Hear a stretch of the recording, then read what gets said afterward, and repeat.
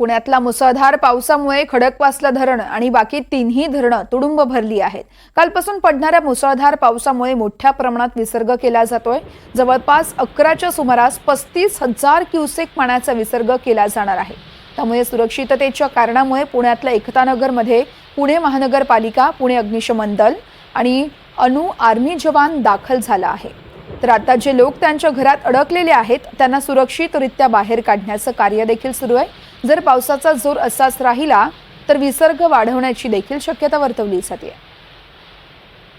ही दोन दृश्य पाहतोय आपण। त्या ठिकाणी राहणाऱ्या नागरिकांकडून यावेळेस बाहेर येण्याचा प्रयत्न केले जातात। सगळ्याच नागरिकांना बाहेर काढलं जातं। अग्निशमन दल तसेच स्थानिक प्रशासनाकडून यावेळेस सहकार्य करण्याचं आवाहन देखील इथल्या नागरिकांना केलं जात आहे।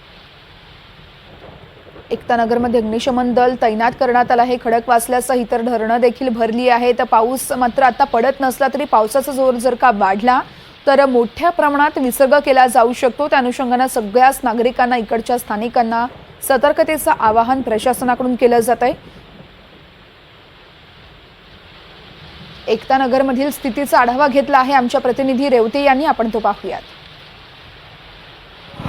पुणे शहरात परत एकदा पाऊस कोसळल्यामुळे धरण साखळी क्षेत्रातील पाणी पातळी वाढल्यामुळे मोठा विसर्ग करण्यात आलेला आहे आणि त्याचमुळे पुणे शहरातील बऱ्याच ठिकाणी पाणी साचायला देखील सुरुवात झालेला आहे। आपण जसं बघू शकतो परत एकदा एकतानगरमध्ये पाणी साचायला सुरुवात झालेला आहे आणि त्याचमुळे पुणे अग्निशमन दल, पुणे महानगरपालिका आणि आर्मी जवान देखील इथे दाखल झालेले आहेत आणि ते नागरिकांना सुरक्षित ठिकाणी स्थलांतर करण्यासाठी इथे कार्यरत झालेले आहे।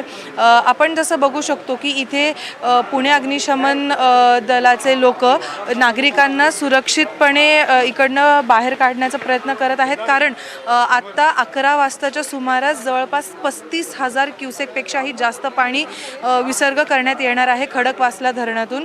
आत्ताच्या सद्यस्थितीला जे खडकवासला धरण साखळी क्षेत्रातले जे 4ही धरणं आहेत ते पूर्णपैकी 100% आसपास भरलेले आहेत। आपण जर बघितलं जे 4ही धरणं आहेत, पानशेत, खडकवासला, वरसगाव आणि टेमघर, हे जे 4 धरणं आहेत त्याचे आत्ता टेमघर 99% भरलेलं पाहायला मिळते। खडकवासला 76.37, पानशेत 93.67, वरसगाव 92.14 आणि टेमघर 99.55% भरलेलं पाहायला मिळते। आपण जसं बघू शकतो की नागरिकांच्या सुरक्षेच्या कारणास्तव इकडे वेगवेगळे सुरक्षा करण्याच्या दृष्टिकोनातून आर्मी जवान, अग्निशमन दल आणि पुणे महानगरपालिका सातत्याने आवाहन करायला आपल्याला पाहायला मिळते। आपण जसं बघू शकतो की आर्मी जवानाची गाडीसुद्धा इथे दाखल झालेली आहे। जे मागच्या वेळेस पूरसदृश परिस्थिती निर्माण झाली आणि लोकांना ज्या परिस्थितीला सामोरं जावं लागलं त्या परिस्थितीला पुन्हा एकदा सामोरं जावं लागणार नाही, त्यामुळे ही सगळी दक्षता घेण्यात येत आहे। तसंच जर आपण बघू शकतो की नागरिकांचंही बऱ्यापैकी अशा प्रतिक्रिया आहेत की यावेळेस पुणे महानगरपालिका आणि पुणे अग्निशमन दल हे बऱ्यापैकी सुरक्षतेच्या कारणास्तव त्यांना आधीच स्थलांतरित करत आहे आणि वारंवार आवाहन करण्यात येत आहे। आता हे पाहणं महत्त्वाचं राहील की 35,000 क्युसेक चा विसर्ग झाल्यानंतर इकडे एकतानगरमध्ये काय परिस्थिती उद्भवते। Cameraman Niketan मानेसोबत Revati Hingwe, NDTV Marathi, Pune.